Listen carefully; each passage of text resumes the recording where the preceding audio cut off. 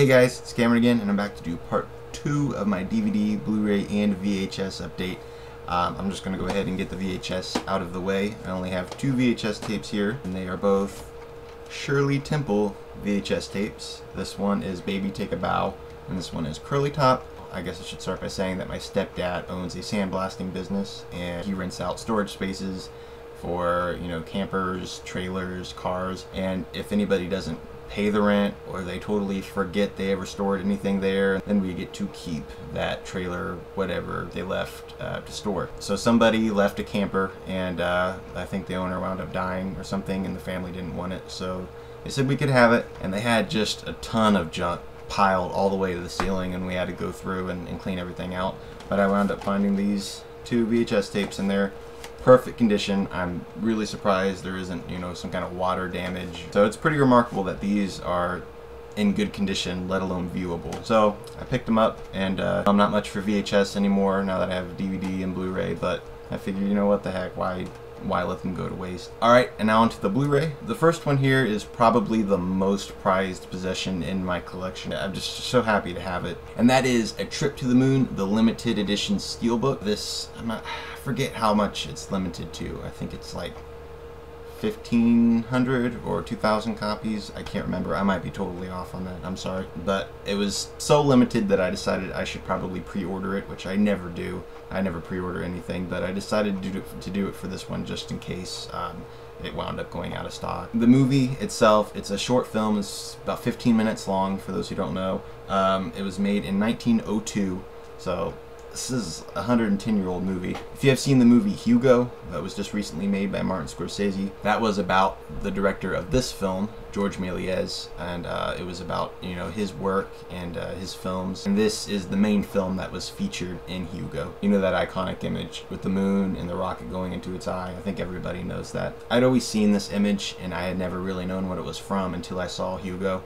And I thought, okay, now I gotta see this movie. And as soon as Hugo came out, they were just getting ready to release this edition right here. So I went and pre-ordered it, and it's mine now, and I love it, and it's beautiful. As you can see there, they have the Blu-ray, the DVD, and then this booklet right here. But this is just one of my proudest additions in my collection right now. Just to be able to have it and to see it on Blu-ray and its original colors, and it's absolutely gorgeous on Blu-ray. I mean, it looks its age. It's definitely, 110 years old, but how much they cleaned it up. And if you think about the history, there's a long documentary on this Blu-ray about the history of the movie and what it's been through, and the fact that they were able to get this and restore it to the extent that they have here is remarkable. Alright, and I have some more Steelbooks here. A couple months ago, Walmart was having a sale on a ton of Blu-rays for $7.88, so I was going through the bin and I wound up finding 4 Resident Evil Steelbooks. This is the first one, Resident Evil. The second, Resident Evil Apocalypse. The third, Resident Evil Extinction.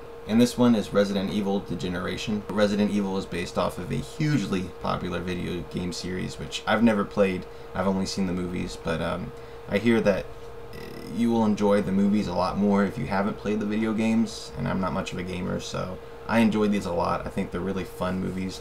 The first one's great. It's got some cheesy moments in it. A lot of the special effects are, they don't hold up too well. But overall, it's a really good movie. It's got a really good atmosphere, a lot of great tension, and it's very claustrophobic. Also, Mila Jovovich is absolutely incredible in these movies. She's just, she's what carries these movies. She's awesome. She's a great actress. She really knows how to act in an action movie. Then there's Resident Evil Apocalypse, which I didn't care for at all. I thought the ending was okay, mostly because of Mila Jovovich. She's really the only good thing in this movie, in my opinion. But other than that, there was, I don't know, it was off in so many ways, especially the humor. I feel like it just did not fit. It doesn't fit these movies at all, especially the kind of humor it had. Like the first movie had some dry humor here and there, which really worked for it. But in here, the kind of humor it had, it just didn't work. And the third movie is Resident Evil Extinction, which is by far the best movie in the series right now. I haven't seen the fourth movie, and I have not seen the newest one that just came out. But of the ones that I've seen, this is definitely the best. Each movie is very different, which is what I like about the series. The first one's very polished, very atmospheric, and like I said, very claustrophobic. The second one was played out more of just a straight up action movie. This one is a lot more gritty. It takes place in the desert. You know, the zombies in it. It really reminds me of The Walking Dead, the kind of style that it's shot in. Then here is Resident Evil Degeneration. This is not the fourth movie in the series. The fourth movie is Resident Evil Afterlife. This is actually more based off of the video games and holds closer to those. It's a CG movie, so it's not live action like the others were. I wasn't sure what to expect of this movie, but I really liked this. You know, it looks like a video game. The animation isn't always the best, but the Blu-ray really, you know, brings out the animation for what it is, and I really enjoyed it. You don't have to play the video games in order to enjoy this one. Okay, next up, Amazon was having a sale on some Blu-ray digibooks, and I love digibooks. I love books, I love movies. These just combine the two. So I got a couple. They were $10 each. The first one here is Patton, and it's great edition. You open it up there, it's got the Blu-ray. As you can see, it's got pictures from the movie, it's got things about the actors and the director and all the makers of the movie. It's a 25-page book, so you get some really good stuff in there. And the next digibook I got is Tora Tora Tora. This is based on the Pearl Harbor attack, and this edition is just as good as Patton. It's got, as you can see, it's got different images from the movie, you know, pictures from behind the scenes, you know, some information on the actors, the director, and the other makers of the film, and then you get the Blu-ray in the back. Alright, now, this one's the big one. This is the one that I have been wanting for about 2 years now, and I've just never been able to afford to get it.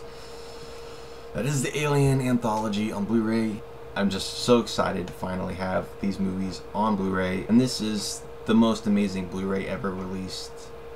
In my opinion, it's just absolutely incredible. The packaging's amazing. It's got all 4 movies. It's got Alien, Aliens, Alien 3, and Alien Resurrection.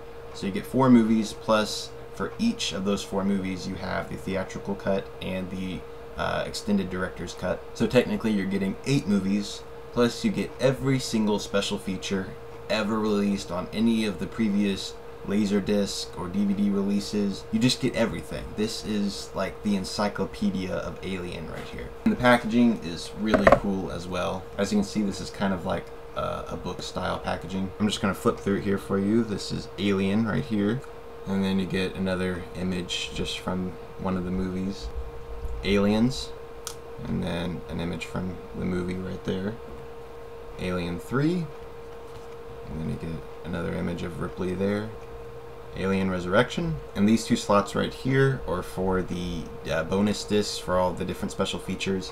This one's missing right now because it's in my Blu-ray player. Really amazing set. Like I said, it's got every single special feature about Alien known to man. A little over 50 hours worth, so needless to say, I've only made my way through just a tiny portion of that, and I'm probably going to be making my way through this set for another year now. The transfers for each and every one of these movies are top-notch. They look brilliant, they sound brilliant. Like I said, when it first came out, I could not afford this. I waited forever to finally get a copy of this. When it first came out at Target, it was $110, which is unreal, terribly overpriced. I mean, it's great, but I'm not going to spend $110 on it. And I asked for it for Christmas 2 years in a row, and you know, it went down to like $60 and then $50, and I just still never got it for Christmas. And there were times when I was going to go buy it, but then I wound up getting something else for cheaper.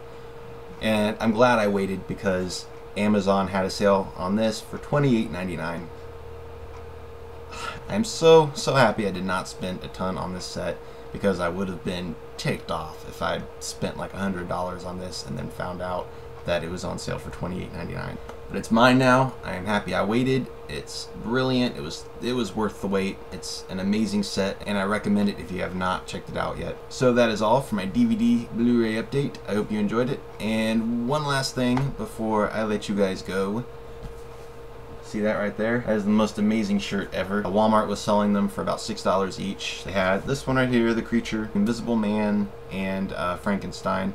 And The Creature has always been my favorite Universal monster, so I decided to get it. It is amazing, I love it, and I'm going to wear it all the time now. And it also glows in the dark, so added gimmick for the win. Anyway guys, I hope you enjoyed this video, and I will see you guys later. Bye.